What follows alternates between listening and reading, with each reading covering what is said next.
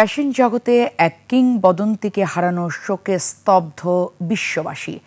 ৯১ বছর বয়সে প্রয়াত হয়েছেন ইতালীয় designer Giorgio Armani. King Giorgio নামে পরিচিত তিনি। সূক্ষ্ম কমনীয়তা এবং কালজয়ী শৈলীর উপর ভিত্তি করে একটি বৈশ্বিক ফ্যাশন সাম্রাজ্য গড়ে তুলেছিলেন তিনি। তার মৃত্যুতে ভক্ত ও ডিজাইনারদের মধ্যে নেমে এসেছে শোক। অনুপ পিয়ালের ডেস্ক রিপোর্ট।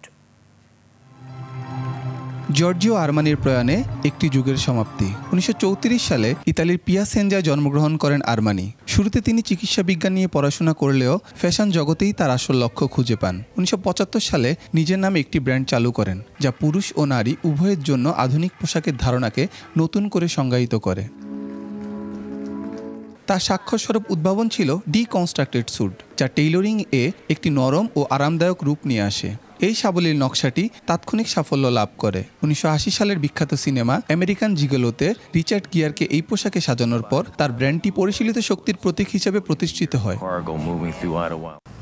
কয়েক দশক ধরে তিনি তার সাম্রাজ্যকে পোশাকের বাইরেও প্রসারিত করেন, যার মধ্যে ছিল প্রসাধনী, সুগন্ধি, গৃহস্থলী সামগ্রী, হোটেল এবং রেস্তোরাঁ। আরমানির প্রভাব শুধু শৈলী নিয়ে ছিল না, এটি ছিল একটি কালজয়ী দৃষ্টিভঙ্গি। তিনি এমন পোশাক তৈরি করেন যা একই সাথে মার্জিত ও ব্যবহার উপযোগী। আরমানি গ্রুপ ঘোষণা করেছে, মিলানে নিজের বাড়িতে শান্তিপূর্ণভাবে মারা গেছেন আরমানি। বিশ্বজুড়ে ডিজাইনার এবং সেলিব্রিটিরা তার বিশাল অবদানের প্রতি শ্রদ্ধা জানিয়েছেন।